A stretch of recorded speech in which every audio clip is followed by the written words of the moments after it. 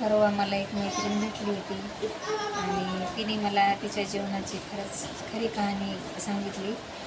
तिने लग्नाच्या अगोदर ते लग्न झाल्यानंतर काही दिवसाचं मला तिने काही म्हणजे तिची रिअल स्टोरी सांगितली. तर खरोखर बघूया आपण ही कुणाला मॅच होती का, कुणाच्या आयुष्यामध्ये खरंच असं घडतं आहे. लग्नाला तिला 9वीला असतानाच तिला पाहुणे पळायला येऊ लागले आणि पहिल्यांदाच तिच्या आईवडिलांनी तो मुलगा पसंत केला म्हणजे त्या मुलीनं हो म्हटलं नाही, पण नाही बी म्हटलं नाही. त्याच्यामुळं आईवडिलांना ते लग्न पक्कं केलं आणि मुलगा कंपनीत जात होता त्यावेळेस. 2099ची गोष्ट सांगितली तिने. लग्न झालं, 1 वर्ष जमलेलं होतं. 1 वर्षानंतर लग्न झालं. लग्न झाल्यानंतर तिला कळलं की हा मुलगा कंपनीत गेलेलाच नाही अजून. 2-3 महिन्यानंतर तो मुलगा, घरचे लोक चिडचिड करू लागले, काहीतरी काम कर. नंतर तिथून पुढं तो मुलगा कंपनीत शहरात ठिकाणी गेला आणि त्या मुलीने खूप स्वप्न पाहिलेले असते तर, आणि आईवडिलांनी नाहीच पूर्ण गावाने स्वप्न पाहिलेले असते तर, की अमक्याची मुलगी चांगल्या ठिकाणी गेली, नोकरदार मुलगा भेटला. त्यावेळेस कंपनी म्हणजे भरपूर काही मोठं वाटत होतं आणि ती मुलीला वाटायचं मी खूप उंच बिल्डिंगवर राहील आणि फ्लॅटमध्ये राहील, सर्व काही म्हणजे सगळं सुरळीत राहील असे तिने स्वप्न पाहिले होते. पण होतं काय, तिला गावी राहावं लागतं. सासू सासरे म्हणतात आम्ही सून करून आणलं, मुलासाठी नाही आणलं, आम्ही आमच्यासाठी आणलेलं आहे. म्हणून तिला गावीच बरेच दिवस ठेवण्यात येतं. त्यांच्या घरी पण बकऱ्या असतात 1-2. त्या बकऱ्यांना तिला गवत आणायला एकटीला रानात जावं लागतं. तिची सगळी म्हणजे भीती मरून गेलेली असते, तिला भीतीच नाही वाटत कशाची. आणि तिला म्हणजे 15 दिवसाला तो नवरा घरी येत होता शहरामधून. तिला प्रत्येक 15 दिवसाला धमकी दिल्या जात होती, काही चुकलं की येऊ दे त्याला, या शब्दाने ती फसून जात होती. आल्यानंतर काय होईल हे कसे सांगतील, काय सांगतील. पहा, एका मुलीचा समजा दुसऱ्याच्या घरून आणतोय पण तिला कसं वागवतोय. नंतर असे बरेच दिवस लोटल्यानंतर ती हट्ट धरती नवऱ्याजवळ, मला यायचं आहे तुमच्यासोबत. आणि खूप हट्ट धरल्यानंतर त्याला नाविलाजाने तिला घेऊन जावं लागतं सोबत शहरा ठिकाणी. ज्यावेळेस ती शहरामध्ये जाते त्यावेळेस अक्षरशः 200 रुपये भाड्याची रूम असते त्याची. त्या रूमला आतली कडी नसती आणि बाहेरची पण कडी नसती. कुणीकडूनही झोपलं तरी ह्या भिंतीचे पाय त्या भिंतीला लागत होते. आणि कुठं बाहेर जर जायचं म्हणलं त्याच्या रूमला ते कुलूपसुद्धा नव्हतं आणलेलं त्यानं. आणि घरामध्ये टाईम बघण्यासाठी घड्याळ पण नव्हती. तो ड्युटीला अंदाजेच उठून तो नवरा जात होता. एवढे वाजले असते ना, अंदाजेच निघायचं. म्हणजे अशी ती तिकडे गेल्यानंतर परिस्थिती होती.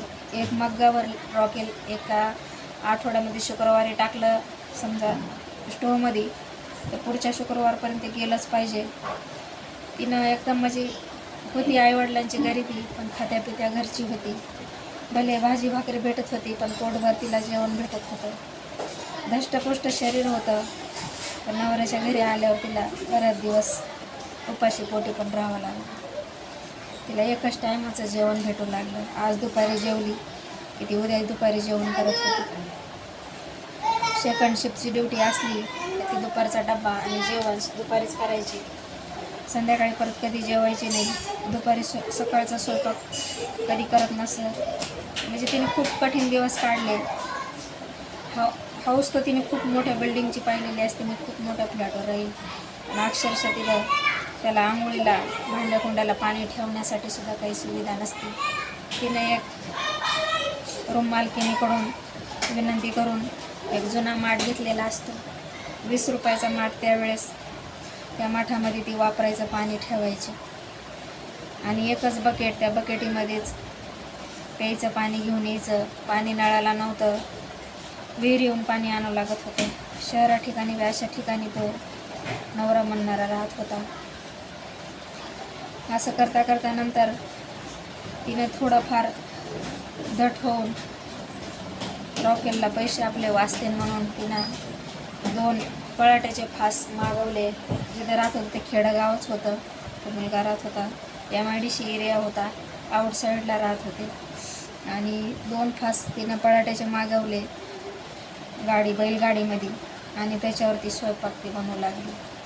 आणि नंतर हळूहळू 60 रुपये हाजरीमध्ये नवऱ्याच्या आपला कसं काय उदरनिर्वाह होईल म्हणून नवरा नाईट करून आल्यानंतर दार लोटून ती शेतामध्ये कामाला जाऊ लागली. आणि कामाला जाताना त्या मालकाला म्हणू लागली की मी तसे येते तुमच्या इथं, मला मधली सुट्टी देऊ नका, पण मला घरी लवकर सोडवा, कारण संध्याकाळी मी ते उठायच्या अगोदर घरी गेले पाहिजे आणि त्यांच्या लक्षात आलं नाही पाहिजे का मी रानातून काम करून आले म्हणून. आणि 25 रुपये रोजाने त्यावेळेस तिने लसूण लावायचं काम केलं, शेतात लोकांच्या खत टाकायचं काम केलं, शेणखत. अशी सुरुवात तिनं कामाला केली. पुढं चालून सकाळी थोडा उठायला जर उशीर होऊ लागला, एखाद्या वेळेस रूम मालकीने जर सडा झाडून जर लवकर झालं तर ती दिवसभर बोलत नव्हती. तो दिलेला माठ 20 रुपये देऊनसुद्धा ती वापस घेत होती. पाणी तापायला एक पातेलं देत होती, ते पण ती वापस त्या दिवशी घ्यायची. 2-3 दिवस पंचायत यायची का पाणी कशात गरम करावं. आणि तिचं परत मनात आलं तर ती द्यायची, नाही आलं तर म्हणजे बोलत नव्हती. असे सासूपेक्षा सासरवास त्या मालकिनीचा काढला. ती आजारी असली तिचा स्वयंपाक करून द्यावा लागायचा. कुठं गावाला गेली तरी तिचा घरचा स्वयंपाक ते करून द्यावा लागायचा. तिला प्रत्येक कामामध्ये मदत करू लागायची. खेड्यातली असल्यामुळं तिला म्हणजे समजत नव्हतं की मालकी नाही आणि आपण हिचं काम करू नये, हिचं काही ऐकू नये. पण समजत नव्हतं तिला एवढं काही. नंतर काही दिवसानंतर तिथून रूम बदलण्यात आली, रूम जवळच घेण्यात आली. रूम घेतल्यानंतर तिला ते सरपणाचे फाससुद्धा त्या ठिकाणाहून उचलावं लागले. दुसऱ्या ठिकाणी तिला ते न्यावं लागले. त्या ठिकाणी पाण्याची व्यवस्था नव्हती, विहिरीहूनच पाणी आणायचं. असे दिवस तिने काढल्यानंतर असे करता करता 7 वर्ष तिच्या लग्नाला झाले. 7 वर्ष तिला मूलबाळ झालं नाही. 7 वर्षाच्या नंतर तिला टोमणे भेटू लागले. शेजारी पाजारी पाहुणे रावळे त्यांच्या मुलाला घेऊ देत नव्हते. एक वांजुटी म्हणून तिला एक नाव घोषित झाल्यासारखं झालं 7च वर्षामध्ये. आणि अशा कठीण परिस्थितीमध्ये 60 रुपये हाजरी आणि बाईला 25 रुपये शेतामध्ये हाजरी, अशा याच्यामध्ये दवाखान्याचा खर्च तिनं कसा करावा म्हणून तिने हट्ट धरला की आपण हॉस्पिटलमध्ये बघूया. त्यावेळेस 9,000 रुपये खर्च सांगितला होता सुरुवातीच्या ट्रीटमेंटला. कसे तरी 1,001 रुपये खर्च केला. 9,000 ऑपरेशन सांगितलं होतं. तर एवढा खर्च आपल्याकडून होऊ शकत नाही म्हणून विषय तिथंच बंद केला. याच्यानंतर आपण ही हट्ट धरू नये आणि विषय सोडून देऊ. मुलबाळ जर नसलं तर आपलं जीवन थोडं तिथंच थांबतं आहे असं म्हणून तिनं तो विषय डोक्यातून काढून टाकला. पण योगायोगानं तिला 7 वर्षानंतर दिवस गेल्यानंतर तिला खूप काही आनंद झाला. एवढ्या सगळ्या कष्टाचं तिला असं वाटलं सार्थक झालं. पण सगळं काही उलटच झालं. नवऱ्याला वाटलं आपल्याला तर दवाखान्यामध्ये नो गॅरंटी सांगितली होती, मुलं होतील म्हणून, होणार नाहीत असं सांगितलं होतं आणि ऑपरेशनही सांगितलं होतं. तरी असं कसं झालं, कसं काय असे दिवस गेले आणि पूर्ण शक धरला आणि तिथून पुढं खूप छळ सुरू झाला. शेवटपर्यंत हेच ऐकायला भेटत होतं, हे मूल माझं नाही आणि खूप वेदना, खूप त्रास होत होता हे शब्द तिला ऐकण्यासाठी. पण तिने ते 9 महिने आणि 9 दिवस मोठ्या मुश्किलीवर कांड्यावर मोजून ते दिवस काढले. खूप वेळा तिनं ते मूल नष्ट करण्याचा प्रयत्न केला, गोळ्या खाण्याचा प्रयत्न केला, पण हातात घेऊन विचार करायची याच्यामध्ये या बाळाचा काय दोष म्हणून तिने ते सहन केलं. आणि प्रत्येक दिवशी विचार करू लागली आपण ज्यावेळेस माहेरी जाऊ डिलेवरीला आपण परत यायचंच नाही ही आशा तिने पकडून एक एक दिवस काढू लागली. पण झालं असं की ते दिवस वाढत असताना नवऱ्याने पूर्णपणे काम सोडून दिलं कंपनीतलं आणि तिच्या जीवावर तो जगू लागला. त्यावेळेस तिला 400 रुपये रूम भाडं आणि लाईट बिल काय जे येईल ते, पाण्याचा महिना होता 25 रुपये तो, आणि घर खर्च आणि दिवस गेलेले भाजीपाला किराणा हे सगळं तिला फक्त 35 रुपये हजेरीमध्ये ॲडजस्ट करावं लागत होतं. आणि असे दिवस कठीण काढून जेव्हा 8वा महिना लागला त्यावेळेस तिला ऐकू येऊ लागलं नवऱ्याचे बोल की तुला घ्यायला कोणी येणार नाही. 8वा महिना पूर्ण संपला. तिचे वडील तिला घ्यायला आले. खूप आनंद झाला. आपले कष्टाचे दिवस आता संपत आले असं म्हणून तिला वडिलाला बघून खूप आनंद झाला. वडील घ्यायला आले. वडिलालाही वाटलं मी गावाकडचे सगळे कामं ते आवरून आलेले मुलीकडं, निवांत राहतो 2-3 दिवस जाऊ आरामानं. पण मुलगी त्या घरामध्ये उभगलेली होती, त्रासाला कंटाळलेली होती.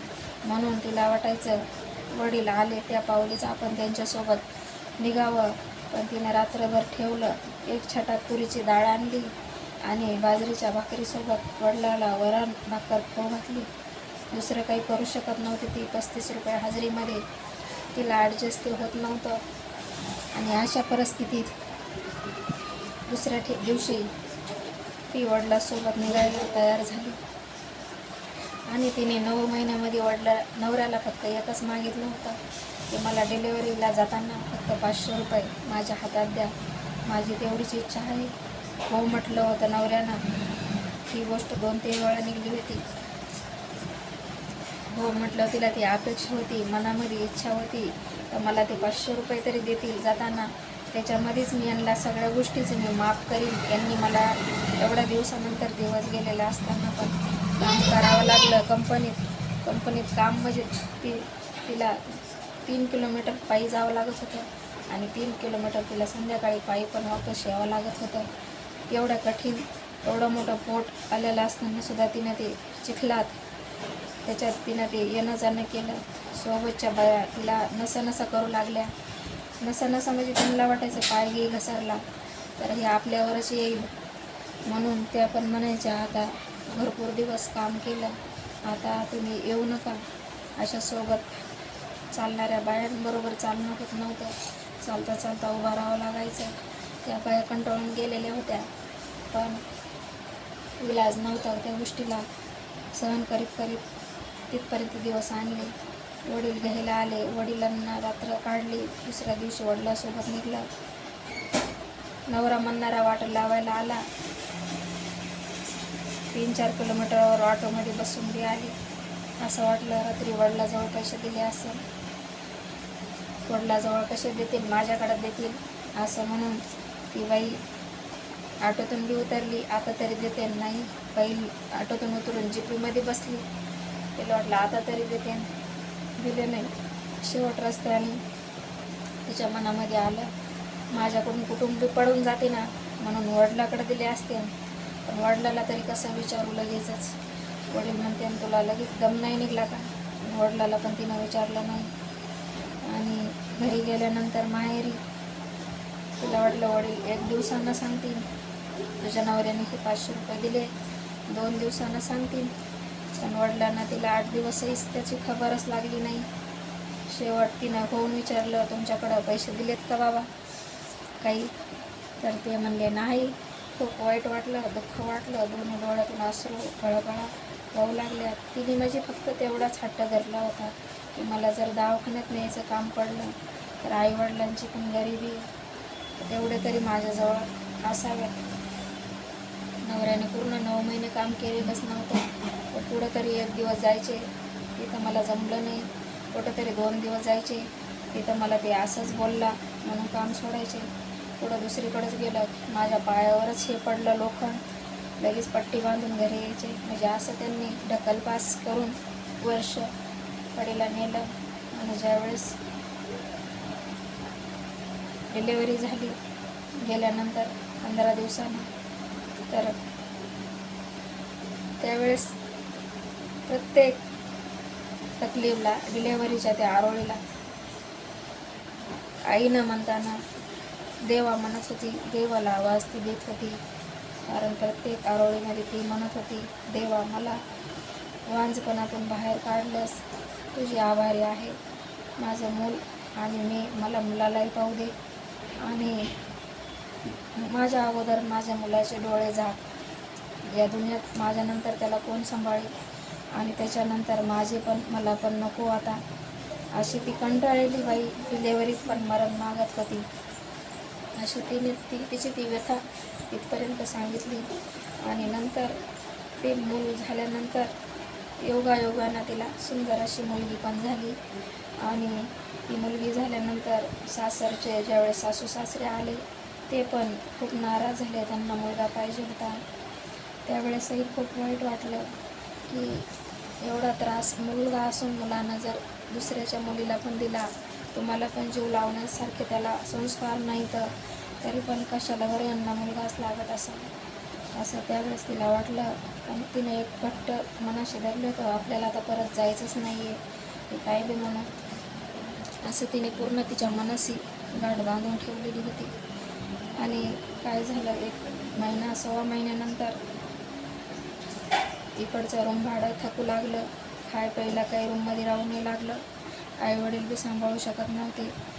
अशा परिस्थितीमध्ये त्या नवऱ्या म्हणणारानं एक पत्र लिहिलं आईवडिलांना त्यांच्या की मला मी कुठे आहे मला माहीत नाही, पण माझी आखरी इच्छा आहे, माझं जे सिटीमध्ये सामान आहे रूमवर ते काय थोडंफार ते तुम्ही घरी घेऊन जा आणि माझा शोध घेऊ नका.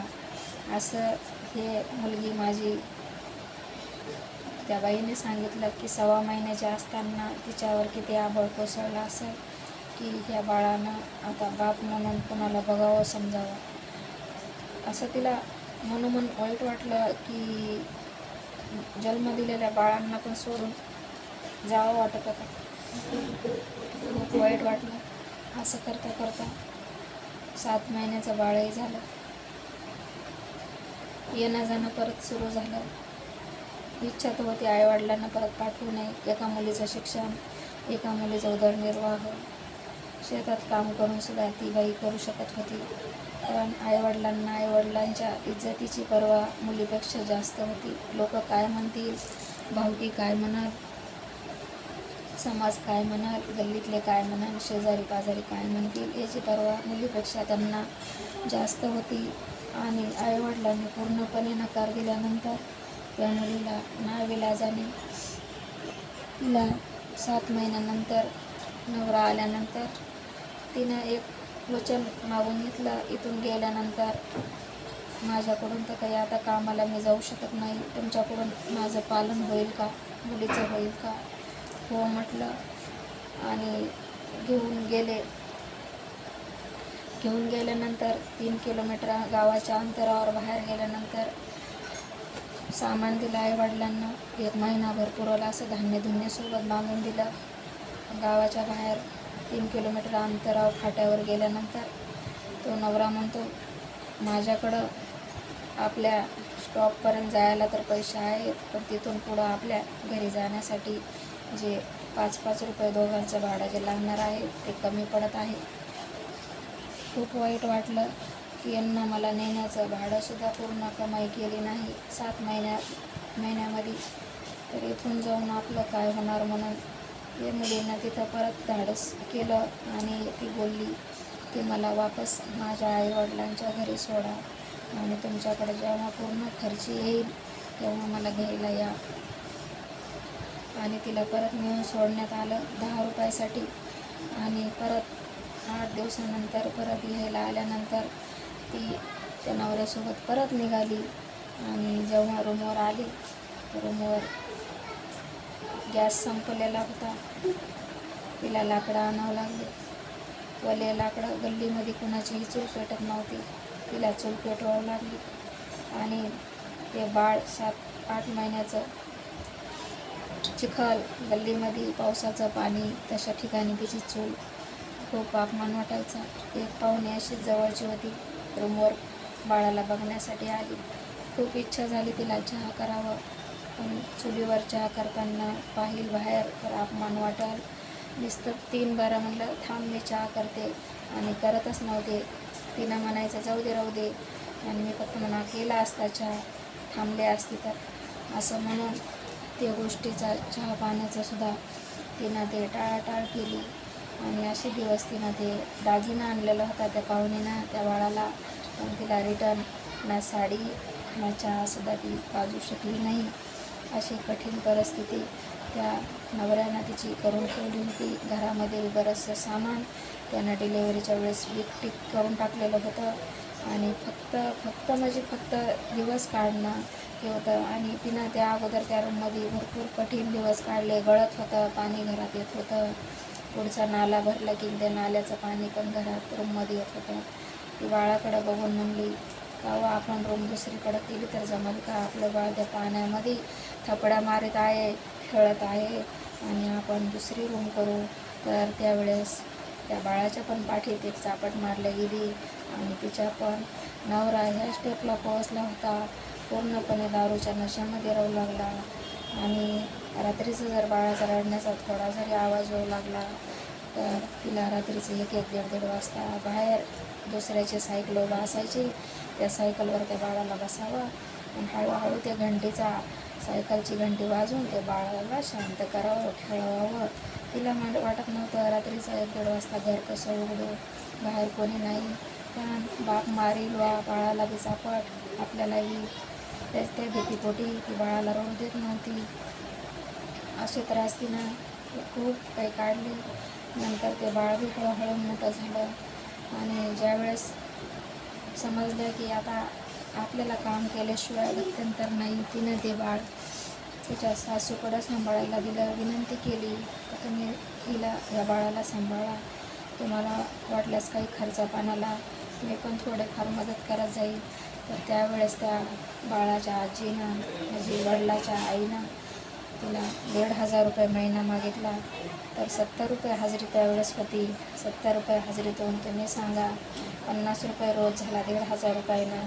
तर खाली 20 रुपयासाठी काम 8 महिने केलं आणि 1,500 रुपये महिना त्या बाळासाठी घरी पाठवला. आणि विचार केला आपण 15 दिवसानं बाळाला भेटायला जातो, आपण परत खाली हाताने जात नाही, काही ना काही घेऊन जातो. ते वरचे 20 रुपये तर भेटायला जाण्यामध्ये आणि खायला नेण्यामध्येच लागू लागले.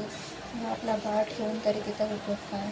आणि हा विचार करून तिनं 8 महिन्यानंतर ते बाळ पुन्हा जवळ आणलं आणि अशा ठिकाणी काम पाहिलं तर ज्या ठिकाणी बाळाला घेऊन तिला काम करता आलं पाहिजे.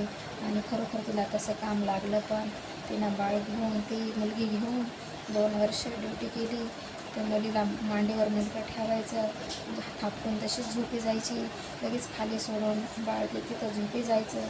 आणि असं करून तिनं 2 वर्ष तिनं त्या बाळाला घेऊन ड्युटी केली. 2 वर्षानंतर जेव्हा 2-3 वर्षाचं ते झाली त्यावेळेस तिला वाटलं आता हिला शाळेत टाकण्याची गरज आहे.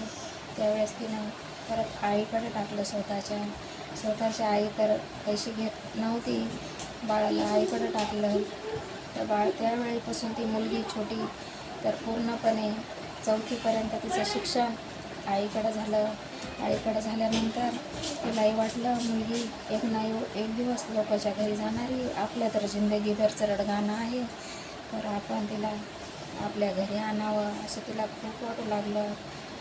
आणि त्या मुलीच्या वयाच्या 5 वर्षानंतर तिला पुन्हा एक मुलगा पण झालेला असतो आणि तो मुलगा छोटा, त्याला सांभाळण्याची खूप अडचण येऊ लागली आणि तिने त्या मुलीचा आधार घेतला. मुलगी वापस आणली आणि ती मुलगी पण त्या मुलाचा देखभाल करत, घरचं काही काम आवरत आणि तिची ती शाळेमध्ये जाऊ लागली. आणि असं करत करत 3च वर्ष म्हणजे 5वी ते 7वी हे कठीण दिवस त्या मुलीनं घरकाम म्हणजे भांडे कुंडे, आई ड्युटीला गेली तर झाडून घर पुसून हे असे आईला 8लाच जावं लागायचं, मुलाचं आवरायचं, मुलीच्या वेण्या घालायच्या, असं सगळं काही 8 वाजेपर्यंत तिला जेवढं होईल तेवढं ती आई करायची. आणि जे काही काम मागं राहील ते ती मुलगी आवरायची. मुलीची शाळा 12ला असायची, मुलाची शाळा सकाळी 7लाच असायची. तर मुलगा 7ला गेला तर 12ला घरी यायचा आणि मुलगी 12ला जायची तर 5ला वापस येत होती. तर अशी त्यांची दिनक्रम 3 वर्ष चालली, 5वी, 6वी आणि 7वी. तर खरोखर 7 वर्षानंतर म्हणजे घरामध्ये फक्त खाणे पिणे आणि राहणे, फक्त दुसरीकडचं दुनिया काहीच माहीत होऊ नाही लागली तर जगात चाललं आहे काय, म्हणजे त्याला वेळच भेटत नव्हता. मुलं, घर आणि ड्युटी बस एवढंच. आणि असं करत करत 3 वर्षानंतर कालांतराने त्या नवऱ्याचे अत्याचार वाढतच चालले. एक ना एक दिवस कमी नाही होऊ लागले, वाढत चालले. दारू पिणे वाढत चाललं आणि त्याने शेवट गलत निर्णय घेतला आणि तो ह्या दुनियामधून निघून गेला. त्यावेळेस मुलगा LKG UKG हे शिक्षण शिकत होता आणि मुलगी 7वीमध्ये गेलेली होती नेमकीच. तशा वयामध्ये तो नवरा ह्या दुनियातून त्या बाईला सोडून गेलेला होता.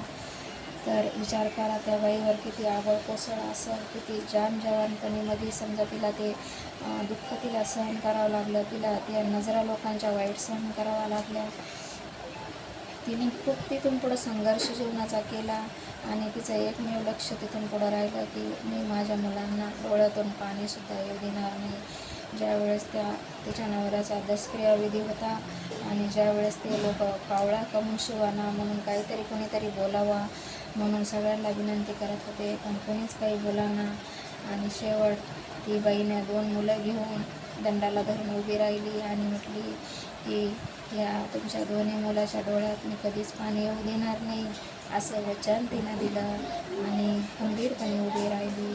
तिथून पुढे तिनं ते मुलाचे शिक्षण तिनं हॉस्टेलमध्ये टाकले. तिच्याकडून ते शिक्षणसुद्धा म्हणजे एवढा खर्च होऊ शकत नव्हता म्हणून तिनं ते समाजापासूनही आता आपली मुलगी मोठी होत चालली, आपल्या बचाव करावं का मुलांचा करावं याच्यामुळे तिने हॉस्टेलला दोन्ही पण मुलं टाकले आणि विनंती केली हॉस्टेलच्या सरांना की माझा मुलगा खूप छोटा आहे, रात्रीचा उठतो, घाबरल, तर विनंती माझी का माझ्या मुलीजवळच त्याला राहू द्या म्हणून अशी विनंती करून केल्यामुळं त्यांनी पण ती स्वीकार केली. आणि असं त्यांचे 7वी 8वी 9वी 10वी त्यांचे ते हॉस्टेलमध्ये दिवस गेले. आणि 10वी झाल्यानंतर तिला पण स्थळ येऊ लागले, तिला पण लग्न करण्यासाठी मला म्हणजे हे करू लागले पाहुणे रावळे.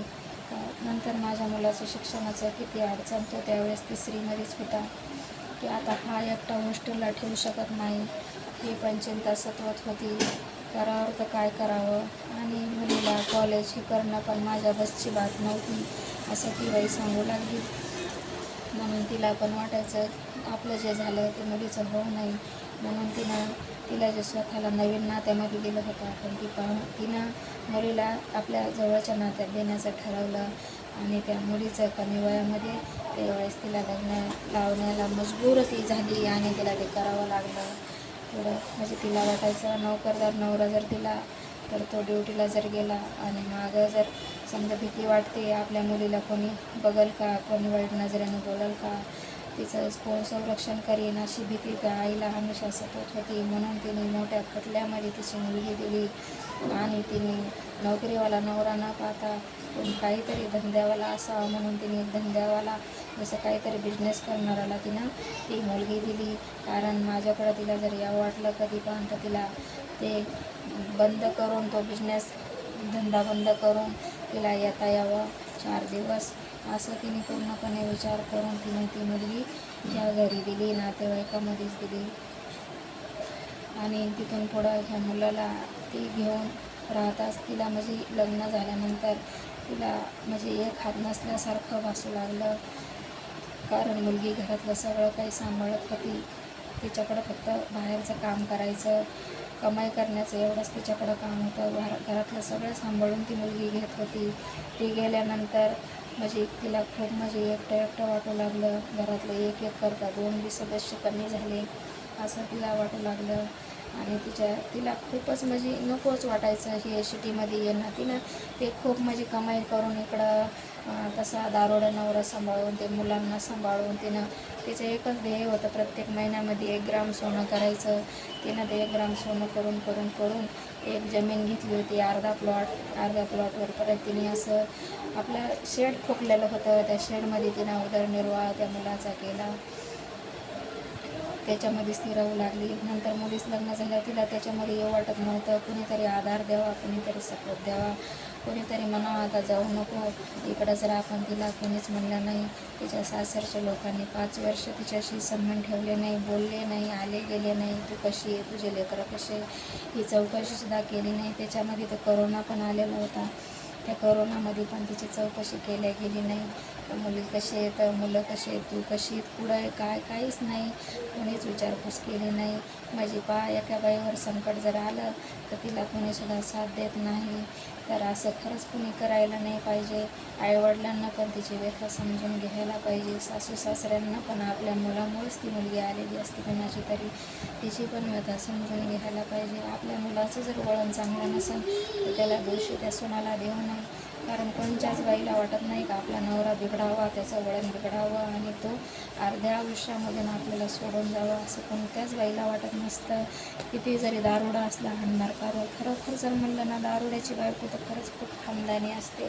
ती त्याचं सहन करते. तिची एकच इच्छा असते त्याला किती मारा हाणा, आतली कडी लावून मारा म्हणते, पण तो दारुड्या कधी पण तिला घरात कधीच बोलणार नाही. बाहेर शिव्या देईन, बाहेर ओढीन, बाहेर मारीन, त्याला गल्लीमध्येच तिला सगळ्याच्या समोर बेइज्जत करायचं असतं. असं त्या दारुड्याचं काम असतं.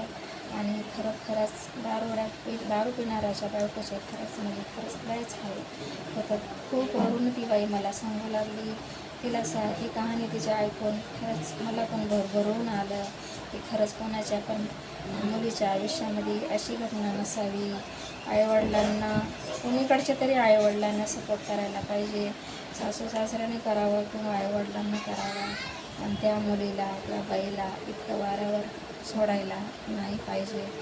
तर बघूया ही कहाणी खरंच कुणाला थोडं बी भरपूर काही म्हणजे दुःख बरं सांगितलं. कमीत कमी ती कहाणी म्हणजे भरपूरच लांब सांगितली तिने मला. तर रिअल कंडिशन्स ते सहन करण्यामध्ये आणि सांगण्यामध्ये जमीन आसमानचा फरक आहे. जेवढं ते ऐकलं समजावा तर तिनं ते सोसलेलं होतं. सोसण्यामध्ये आणि तोंडानं सांगण्यामध्ये खूप काही फरक आहे. तर मला पण खूप म्हणजे असं क्लास घेत असल्यामुळं भरपूर बायांचे दुःख मला ऐकायला भेटतात. म्हणजे जवळजवळ 90% बाया दुःखी आहे तर फक्त एका माणसामुळं. कोणी सोडून गेलेलं आहे, कोणी सोडून आलेलं आहे, कोणाचा त्रास आहे, कोणी दारुडे आहेत, कोणी काम करत नाही, कोणी काही, असे भरपूर काही म्हणजे लेडीज आज मी त्रासात ते बघत आहे. आणि काहीचे दुःख पाहून तर खरोखर मनसुद्धा असं भारावून जातं की खरंच एक स्त्रीला किती संघर्ष जीवनामध्ये करावा लागतो. काय कमी असतं तिला, हात पाय सगळं काही दिलेलं देवानं असतं. तिला ते घर सोडून ह्या घरी पण यावं लागतं. तिला सगळं काही सर्वस्व तिला त्यागावं लागतं. आणि शेवट तिला सोबत काहीच तिच्या येत नाही, पण तरी पण तिच्या चेहऱ्यावर तिला हसूच ठेवावं लागतं.